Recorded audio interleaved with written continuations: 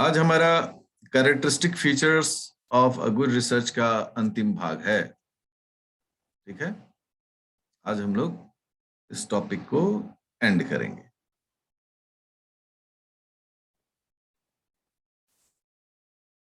चलिए आज हम लोग देखते हैं क्या क्या इसमें नई बातों को हम लोग सीख सकते हैं ताकि हमारा ज्ञान आगे बढ़े।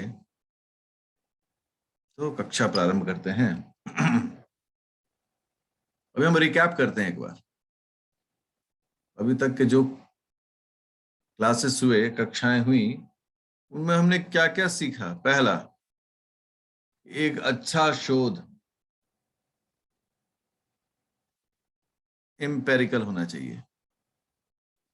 एम्पेरिकल मतलब कि प्रयोग सिद्ध। दूसरा, वह सिस्टमेटिक होना चाहिए, अर्थात कि एक चरणबद्ध तरीके से हो।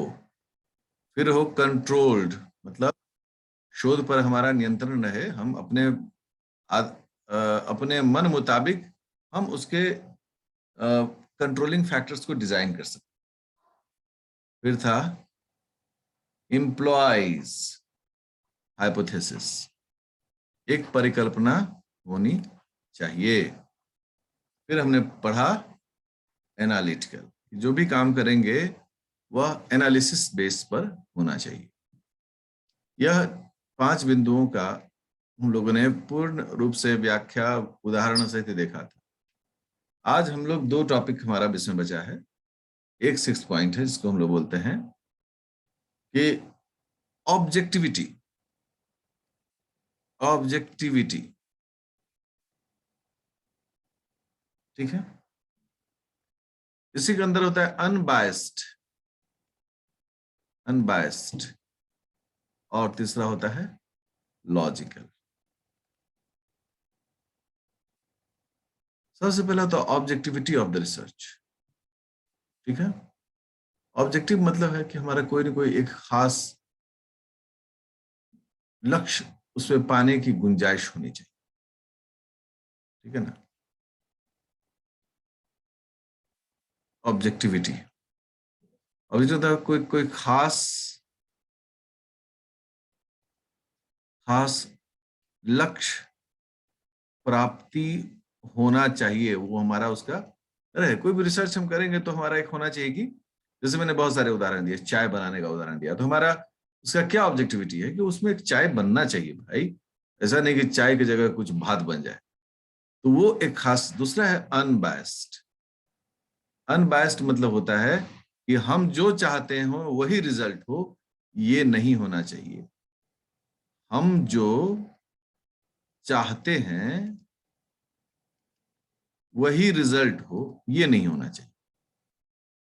रिजल्ट हो, ये नहीं होना चाहिए। होना ये चाहिए कि जो रिजल्ट हमें प्राप्त हो रहा है उस आधार पर हम एक कंक्लूजन ड्रॉ करेंगे। तो इसमें कोई, मतलब हम कह सकते हैं कि इसमें थेथरा ही नहीं चलेगा कि हम यही कह रहे थे, यही हो रहा है, यही नहीं। जो रिजल्ट्स है, वो रिजल्ट्स क्या कहता है, उस आधार पर हम फाइनल थ्योरी बनाएंगे। तो अनबायस्ड हो, ठीक है ना। मतलब ये अप्रभावित होना चाहिए किसी भी पक्ष से, अप्रभावित। और जो इसका अंतिम है वो होना चाहिए लॉजिकल। लॉजिकल मतलब तार्किक होना चाहिए, मतलब वो तर्क शक्ति के आधार पर उसकी व्याख्या की जानी चाहिए। आइए हम लोग इस चीज को देखते हैं एक एक करके। सबसे पहला है हमारा कि ऑब्जेक्टिव या ऑब्जेक्टिव। तो इसको हम लोग सामान्य रूप में लिखते हैं एम्स एंड ऑब्जेक्टिव। हमारे किसी भी शोध कार्य का एक लक्ष्य होना चाहिए। लक्ष्य, लक्ष्य जिसको हम लोग एम्स कहते हैं। और ऑब्जेक्टिव मतलब हो गया कि उसका एक दृष्टिकोण होना चाहिए। और एक दृष्टिकोण होना चाहिए। दृष्टिकोण कहने का मतलब है कि मान लो कि हम एक योग आसन कर रहे हैं, जिसको हम लोग देखना चाहते हैं कि उसका क्या हमारा लक्ष्य होना चाहिए, ठीक है, तो हम लोग योग निद्रा देखना चाहते हैं। योग निद्रा बहुत आज के दौर में बहुत बड़ा शोध कार्य हो रहा है इस पर, योग निद्रा पर। योग निद्रा जो है वह कितना प्रभावी हो सकता है, तो हमने इसका एक लक्ष्य बनाया। एक लक्ष्य हमारा होना चाहिए योग निद्रा पर, कि हमने जो सोचा है कि योग निद्रा करने से शरीर स्ट्रेस फ्री हो जाता है। आप जानते हैं कि निद्रा का कार्य है शरीर को तनाव मुक्त करना, तो शरीर स्ट्रेस फ्री हो जाता है। तो हमारा पहला लक्ष्य है कि इस शोध कार्य से हम ये पता लगाएंगे कि हमारा शरीर जो है वो स्ट्रेस फ्री हुआ। ठीक है, ये हमारा एम्स है। और ऑब्जेक्टिव जो है हमारा कि हम क्या करेंगे, तो ये है, तो हमारा मानना है कि इसमें हम ईईजी के उपयोग से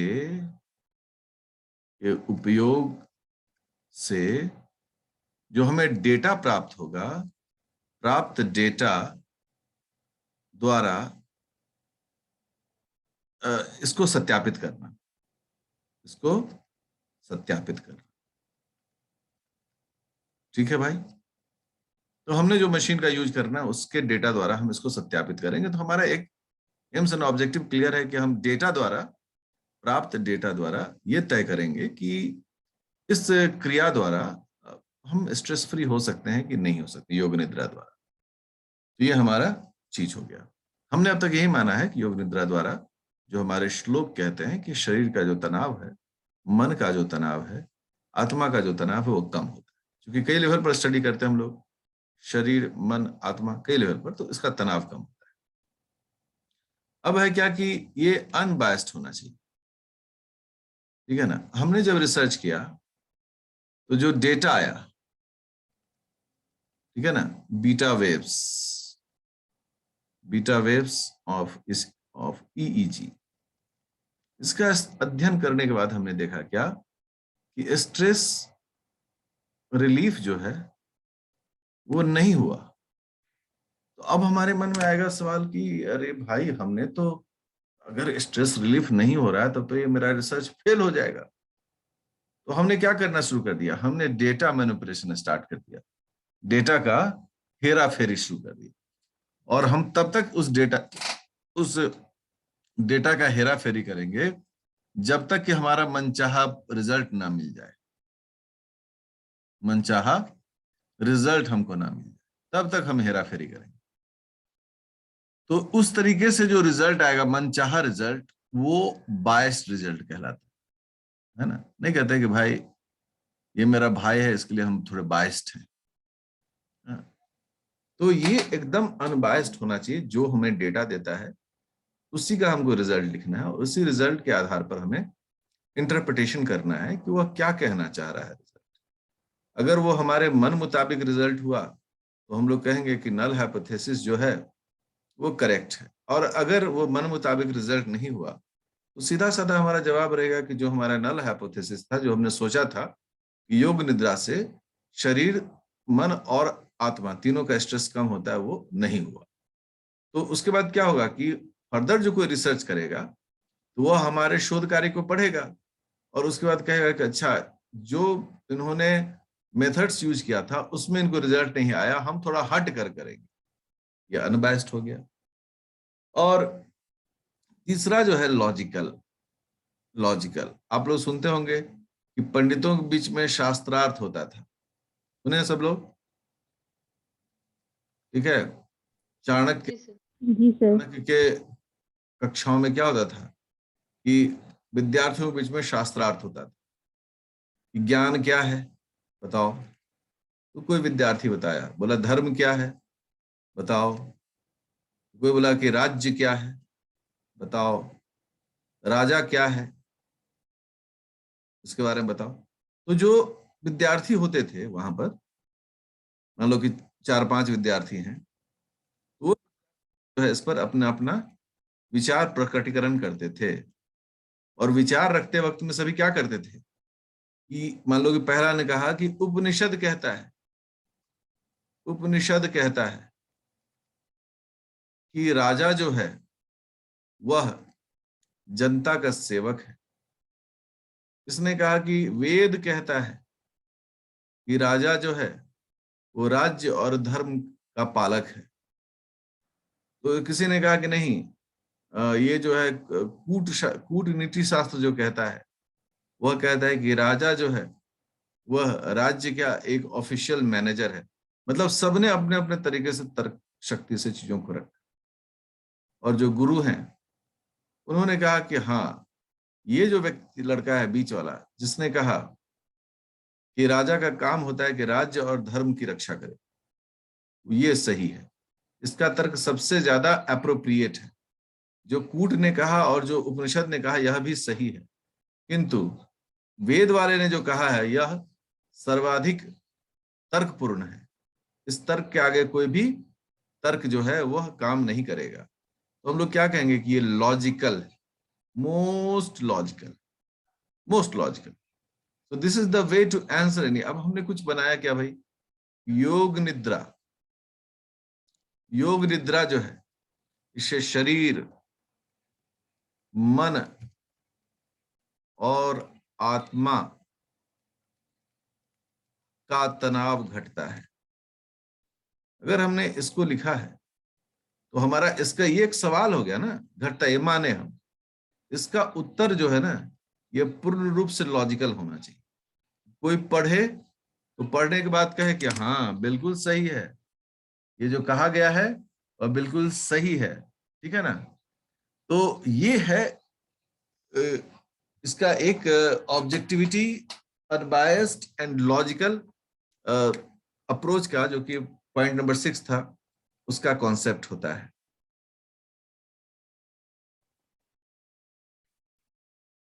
देखो, जो हमारा योग निद्रा विषय है और हमने 100 लोगों को सैंपल साइज लिया,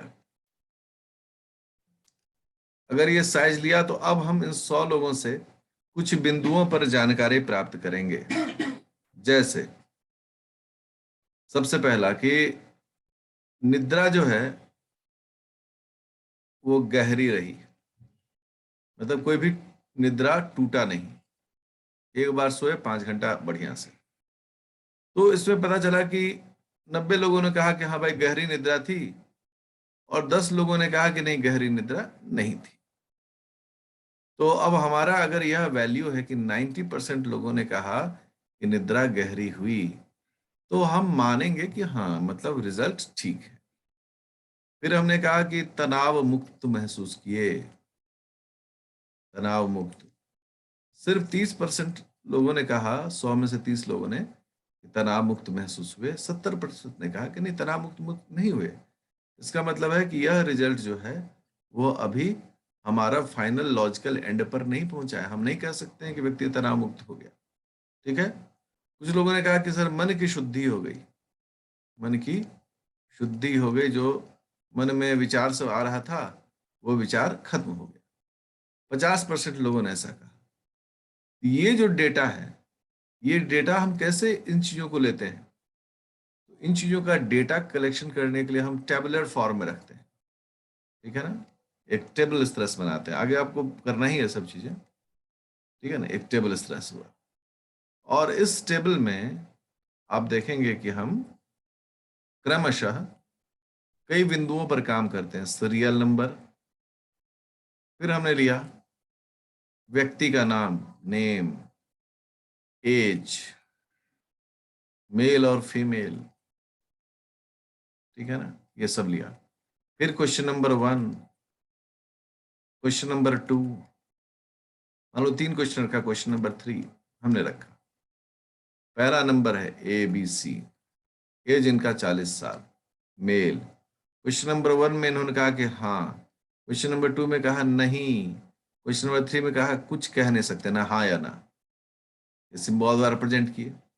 दूसरे हैं BCD, ये 50 साल के, फीमेल है ये, हाँ हाँ ना। एकदम एक प्रत्यक्ष उदाहरण देखने का मौका मिल रहा है।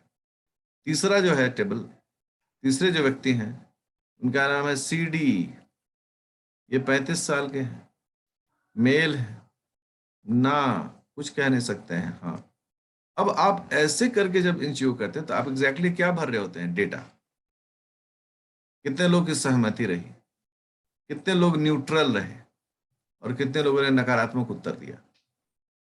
जब ये डेटा हमको मिलेगा तभी ना हम एंड में एक लॉजिकल कंक्लूजन पर निकल पाएंगे कि मान लो कि जैसे मैंने कैसे कहा कि स्ट्रेस फ्री हुए, स्ट्रेस फ्री 60% लोगों ने कहा स्ट्रेस फ्री हुए। तो हम लोग मानते हैं कि हाँ, ये मतलब ज्यादातर लोगों ने क्या कहा, मेरा लॉजिकल एंड क्या कहा कि जो हमारा हाइपोथेसिस था स्ट्रेस फ्री, वो मुझे लगता है कि मतलब है, क्योंकि 60% लोगों ने माना कि वो तनाव मुक्त हो गया।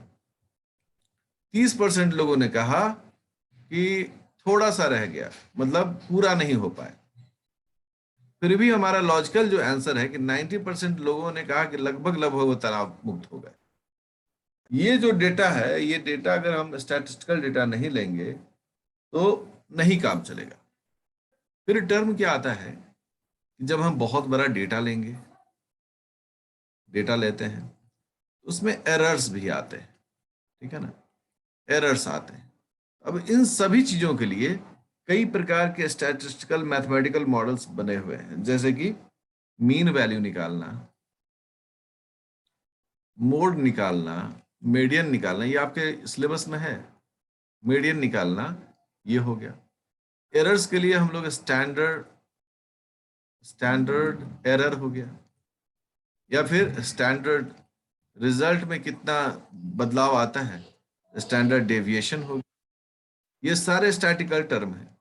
अगर हमको किसी के साथ उसको कोरिलेट कराना है तो कोरिलेट के लिए हमारे पास कई तरह के होते हैं, जैसे Pearson's Karl Pearson correlation method, Pearson's correlation method.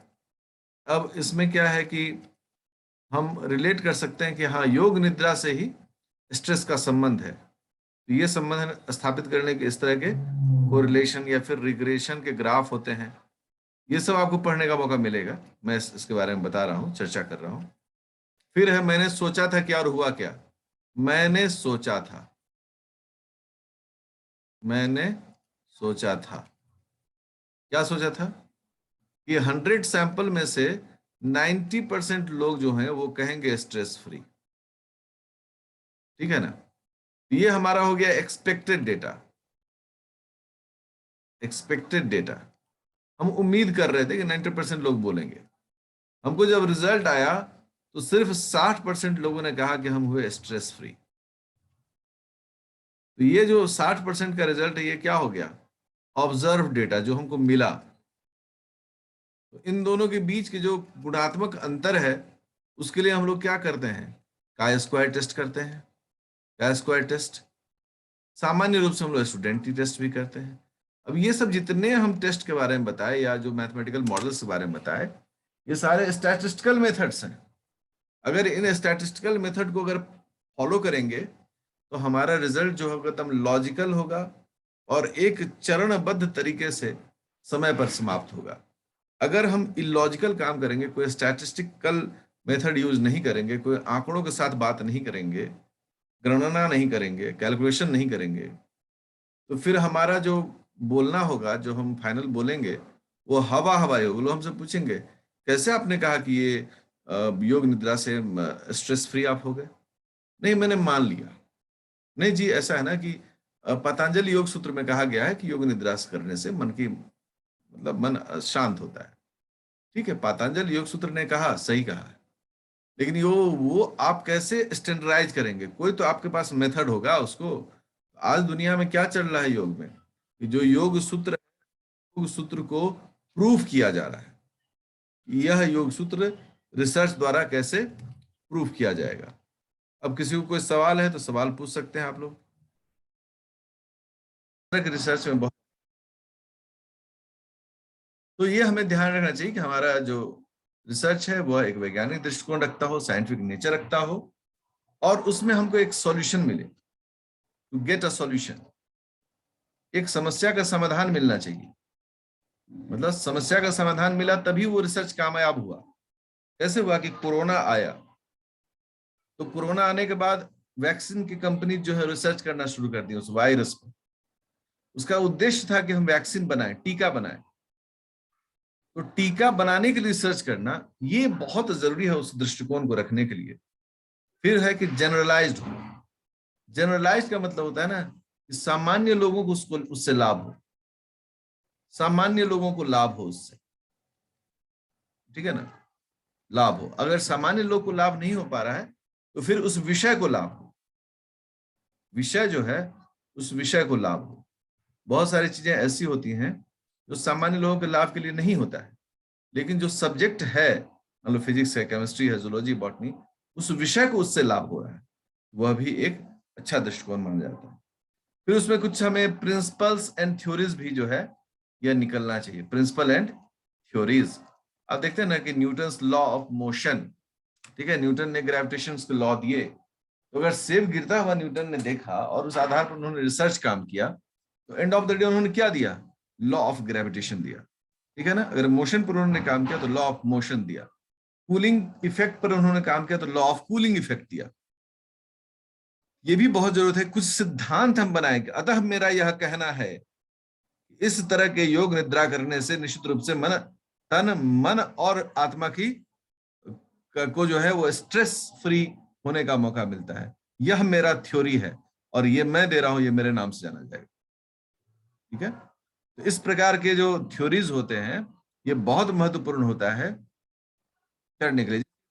योग सूत्र है तो पातंजल मुनि ने सबसे पहला जो सूत्र दिया था, जिसे आप सब लोग बोलते हैं अथ योगानुशासनम, किसने कहा इसको? इसको किसने कहा? इसको पातंजल मुनि ने कहा।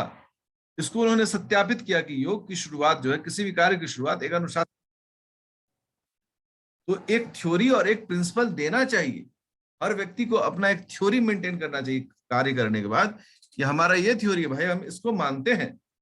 और दूसरे का ये होना चाहिए कि वह ये तय करे कि अब थ्योरी किसी ने दिया या प्रिंसिपल सिद्धांत दिया, तो जरूरी नहीं कि ये जो है ना वो मतलब हमेशा के लिए हो गया, ऐसा नहीं होता है।